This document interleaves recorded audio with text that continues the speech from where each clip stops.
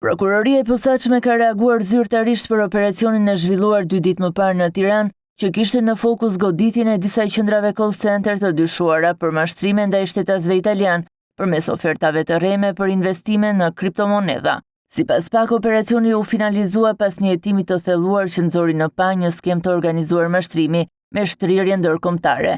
Në njoftimin zyrtar bëhet e ditur se janë arrestuar shtetasit Remir Gjoligaj, Endri Gjata, David Qerimi, Elis Merkaj, Retian Peposhi dhe Odea Skuqi, ndërsa në kërkim janë shpallur 3 vëllezërit Agim Alfred dhe Arjan Prekaj, të dyshuar si organizator të veprimtarisë së paligjshme.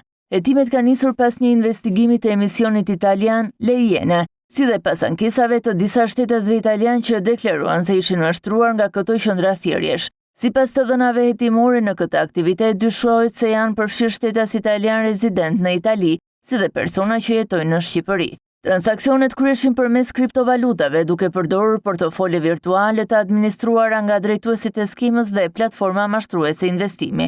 Pas ekzekutimit të vendimeve për arrestimet, shpallje në kërkim të 3 vëllezërve dhe kontrolleve në 28 ambiente, hetuesit konstatuan se baza materiale call centerit e vendosur në një nga kullat e Tiranës po zhvendosej drejt një ambienti tjetër të marrë me qira në një kull luksoze.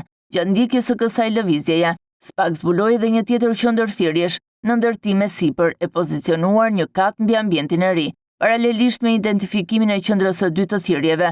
Në sajt të veprimeve verifikuese u ekzekutuan urdhra ndalimi dhe për shtetasin KK dhe HD, dyshuar për veprën penale të mashtrimit kompjuterik. Gjatë kontrolleve në 28 ambiente, banesa, automjete, zyra, garazh dhe e tjerë, u sekuestruan qindra pajisje kompjuterike, server, sisteme monitorimi, dokumenta, automjete, motomjete, si dhe një automjet luksozi markës Ferrari, që dyshohet se i përket organizatorëve të aktivitetit kriminal.